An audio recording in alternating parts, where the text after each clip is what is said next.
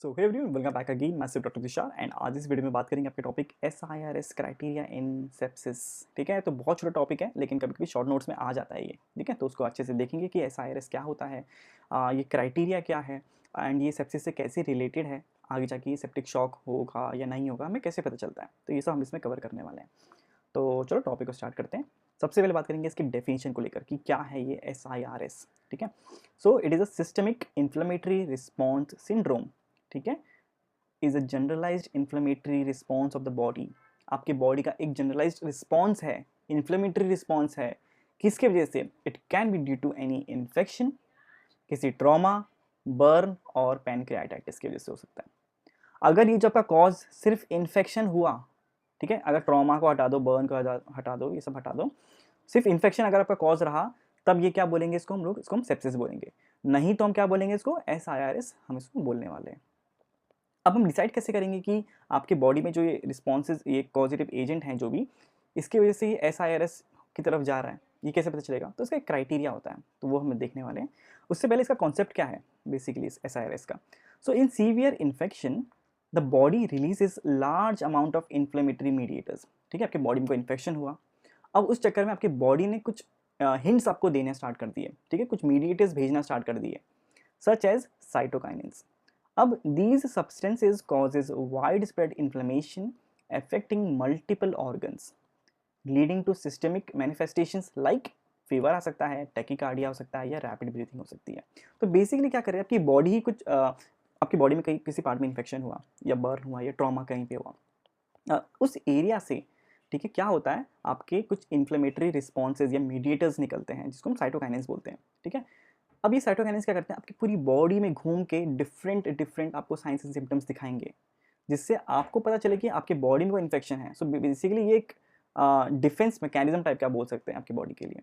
ठीक है, अब ये क्राइटेरिया कैसा है वो देख लेते हैं।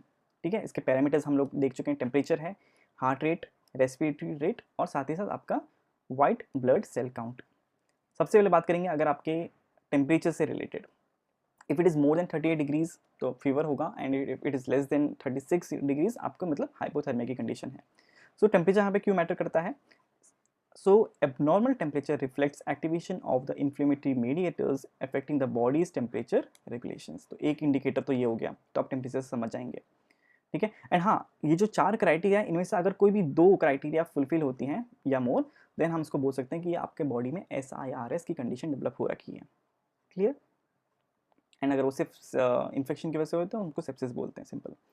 Heart rate, if it is more than 90 beats per minute, that is tachycardia. So it occurs because of infection, and inflammation increases the metabolic demand and stimulates the sympathetic nervous system. Simple, कितना easy है। Respiratory same, अगर आपके 20 beats per minute के हिसाब से आपका respiration चल रहा है, so increased respiratory rate develops as a body attempts to compensate for metabolic acidosis and increase oxygen demand. तो यहाँ पे इस वजह से आपका रेस्पिरेटरी रेट इंक्रीज हो रहा है। And finally we have the white blood cell count, जिसमें अगर उसकी जो वैल्यू है it is more than 12,000 mm³ और it is less than 4,000 mm³। ठीक है, तो यहाँ पे क्या है, एबनॉर्मलिटी है, अगेन नॉर्मल रेंज में नहीं है। So abnormal white blood cell count indicates the activation और exhaustion of the immune system during the infection. तो अगर पहला स्टेज है, तो इनिशियल स्टेज है कोई इन्फेक्शन का, तो वहाँ पे क्या है कि वाइट ब्लड सेल्स फटाफट बनना स्टार्ट हो जाएंगे। तो एक इंडिकेटर तो वो है कि आपकी बॉडी में बहुत सारे वाइट ब्लड सेल्स हो गए, और अगर बहुत ही कम हो गए तो उसका मतलब क्या है कि वो इन्फेक्शन से लड़ते लड़ते खत्म होते जा रहे हैं। ठीक है, तो ये एक एबनॉर्मलिटी अगर हमें वाइट ब्लड सेल्स में भी दिखे तो हम इसको भी इसी क्राइटेरिया में रखते हैं। सिंपल, तो ये 4 क्राइटेरिया थे आपके SIRS के। एंड अगर इसका हमने वही देखा, अगर इसका सिर्फ कॉज इन्फेक्शन है then we will call it sepsis. अगर इसके कॉज में ट्रॉमा, बर्न या पैनक्राइटिस है या अदर थिंग्स हैं तो हम उसको SIRS बोलते हैं। Very easy. तो बस ये टॉपिक था, छोटा सा टॉपिक है लेकिन बहुत इंपॉर्टेंट है, एंड ये एग्जाम में कभी कभी आपके शॉर्ट क्वेश्चन आंसर्स में आ जाता है ये। ठीक है, वाई में पूछ लेते हैं कि क्या क्या क्राइटेरियाज के आपके पास पैरामीटर्स होते हैं, तो ज़रूर से इसे याद कर लो। एंड बाकी हमारे कुछ स्पेशल प्रीमियम नोट्स भी हैं गाइनी ऑप्स की, जो कि सिर्फ अभी 99 रुपीज़ के मिल रहे हैं, तो ज़रूर से अपने अपने नोट्स ग्रैब कर लो जिससे पहले वो डिस्काउंट खत्म हो जाए। तो ज़रूर से चेकआउट कर लेना। बाकी मिलते हैं नेक्स्ट वीडियो में। वीडियो अच्छी लगी तो प्लीज़ वीडियो को लाइक करके जाना। ठीक है, एंड अपने दोस्तों को अभी शेयर करना, एंड हाँ, सब्सक्राइब जरूर से कर लेना। मिलते हैं नेक्स्ट वीडियो में। Till then take care, bye bye.